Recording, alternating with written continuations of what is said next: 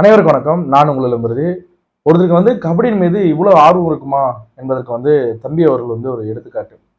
ஆமாங்க, இன்னைக்கு நாம் ஒரு கபடி விளையாட்டு வீரர் குறித்து தான் உங்களை பகிர்ந்து போகிறேன். அவர் யாருன்னா, சேலத்துக்கு பெருமை மாம்பழம், சேலத்துக்கு பெருமை இரும்பு, அதுபோல ஜல்லிக்கட்டுக்கு சேலத்துக்கு பெருமை தமமட்டி. தமமட்டி என்கிற கிராமத்தில் பிறந்தவர் தான் படையப்பா என்கிற கௌதம் அவர்கள். கௌதம் அவர்களை குறித்து தான் அவங்களோட பகிர்ந்துக்க போறேன்.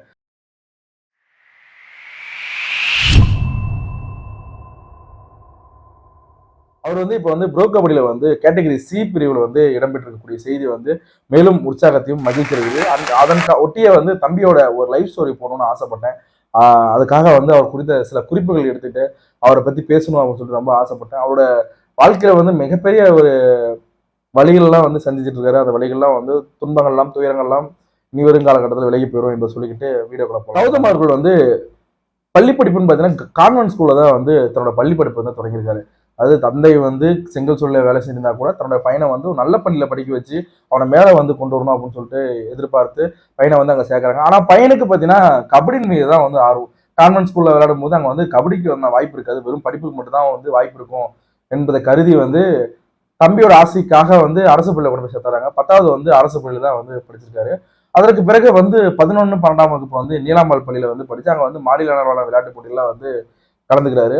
அதற்கு பிறகு ஏவிஎஸ் கல்லூரியில் விளையாட்டு பிரிவு மூலமா படிக்கிறதுக்கு இடம் கிடைச்சிருக்கு. அது மூலியமா விளையாடுறாரு. ஆரம்பத்துல அவர் ரைட் கவர் தான் விளையாடிட்டு இருக்காரு. அதற்கு பிறகு அஃபன்ஸ் நல்லா ஆடும். ரைடர்ல முழு கவனத்தை செலுத்தி தமிழகம் முழுக்க ஒரு சிறந்த ரைடர் என்கிற ஒரு அங்கீகாரமும் ஒரு ஒரு ரைடர் என்பதுதான் அவருக்கு மிகப்பெரிய ஒரு அடையாளமா மாறி இருக்கிறது. எதர்ச்சியா அமைஞ்சா ரைடர் இன்னைக்கு மிகப்பெரிய ஒரு அங்கீகாரமா அவருக்கு மாறி இருந்தது என்பது மாற்று கருத்து இல்லை. தம்பி ஒரு மிகச்சிறந்த ரைடர், ரைட் ஆச்சு எல்லாமே சொல்லிக்கலாம். அதற்கு பிறகு பார்த்தீங்கன்னா அவர் நிறைய மாநில அளவிலான விளையாட்டு போட்டியில கலந்துக்கிறாரு. அதுக்கு பிறகு இன்கம் டேக்ஸ்ல ஒரு கெஸ்ட் பிளேயரா விளையாடுறாரு. அங்க தம்பி கடினமான உழைப்புக்கு ஒரு அங்கீகாரம் கிடைக்காமலே போயிட்டு இருக்கு.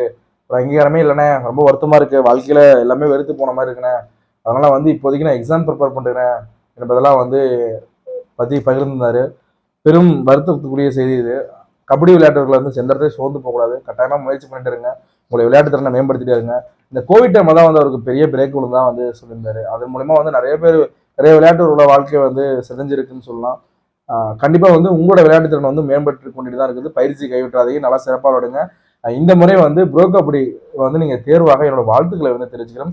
நீங்கள் எதிர்பார்த்தபடியே உங்க குடும்ப கஷ்டங்கள் போவதற்கு அரசு வேலை உங்களோட கடின உழைப்பின் மூலமா கட்டாயமா கிடைக்கும் என்பதில் எந்தவித மாற்று கருத்து இல்லை. உங்களோட சேர்த்து என்னோட வாழ்த்துக்களை தெரிவிச்சுக்கிறேன்.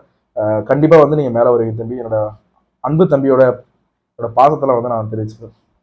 நன்றி, வணக்கம். சந்தனக்காற்று ஜன்னல் விசிட்டும் சரித்திர நாளை உங்களை பேசும். Tata bye bye C you. Kabaddi வீரனுக்கு வெற்றியும் தோல்வியும் சகஜம். வாழ்க்கையில எதை பத்தியும் கவலைப்படாதீங்க. லைஃப்பை முன்னேற வழி கொண்டு பாருங்க. நன்றி, வணக்கம்.